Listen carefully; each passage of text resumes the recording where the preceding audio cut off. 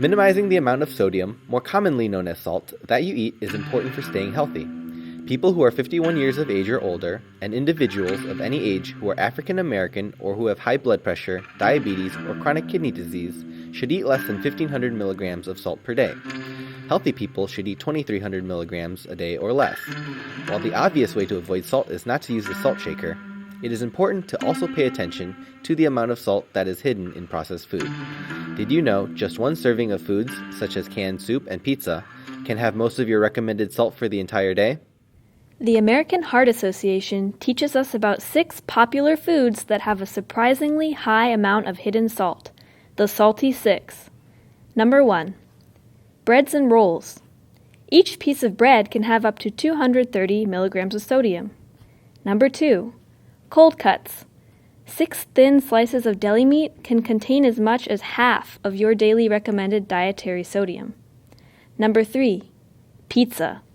1 slice can have over half your daily amount of salt. Number 4. Poultry, especially chicken nuggets, are extremely salty.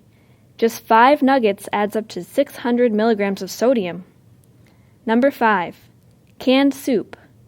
1 cup of Campbell's chicken noodle soup has 80% of your daily recommended sodium. And finally, number 6. Sandwiches. Together, the bread, meat, processed cheese, and condiments can easily add up to more than your entire daily recommended salt intake. So what does that mean for you? What can you do to cut back on these hidden salts? We'll show you next how to compare food labels for sodium content. Although nutrition labels can tell us a lot of useful information, in this video we will only talk about how to identify hidden salts.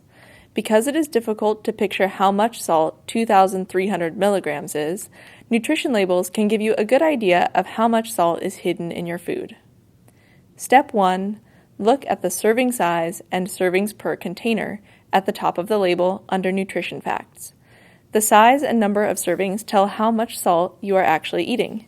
For example, in this chicken noodle soup, 1 serving of soup is half a cup, and there are 2.5 servings per container. If you ate the whole container, you would be eating 2.5 cups. That's 2.5 times as much salt as is written on the label. Basically, the amount of food in the container is more than 1 recommended serving. Step 2. Find sodium on the list. It should be near the top of the label. Step 3. Next, look at the percent daily value number. This number is based on the recommended daily amount of dietary salt. The number helps you figure out if a serving of this food is high or low in sodium. For example, the percent daily value is 39%, so 1 serving has almost half of the amount of salt a person should eat in a day. Remember, there may be more than 1 serving in a container. In this soup, there are 2.5 servings in the container. If you eat the entire container, you will have eaten your entire daily salt need. Step 4. If you are comparing the amount of salt in 2 different products, such as 2 cans of soup, beware that the serving sizes, gram, milligram, ounce, may not be the same. In our 2 soups, we can see that the serving sizes are both half a cup. So we can just compare and see that the Healthy Request chicken noodle soup has about half as much sodium, although 410 milligrams is still a lot.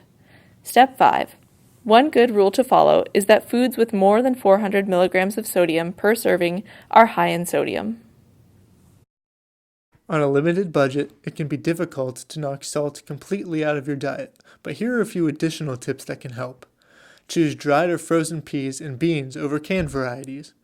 All it takes is access to water and a microwave to prepare your dry or frozen vegetables. A serving of dried or frozen beans contains only 2% of your daily recommended sodium intake, whereas canned beans can have around 10%.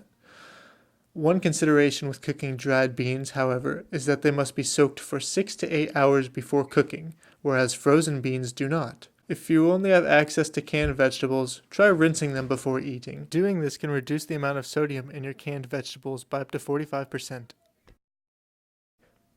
Keep yourself fuller for longer.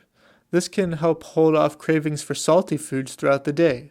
You can accomplish this by adding whole grains such as brown rice, oatmeal, and whole cornmeal, and lean proteins like beans, nuts, seeds, and eggs to your meal.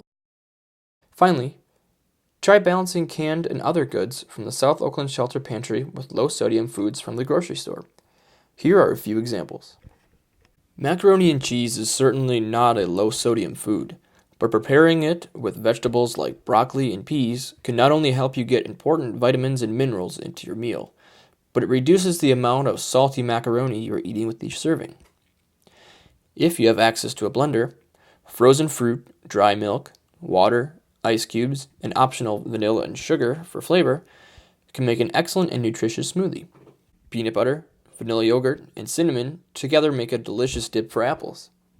Or how about Great Northern beans, diced onion and carrots, fresh or frozen spinach, chicken broth, and optional potatoes, barley, and peas can make a tasty and hearty soup. We hope this information and the tips and tricks on how to avoid hidden salts will help you live a low-sodium lifestyle.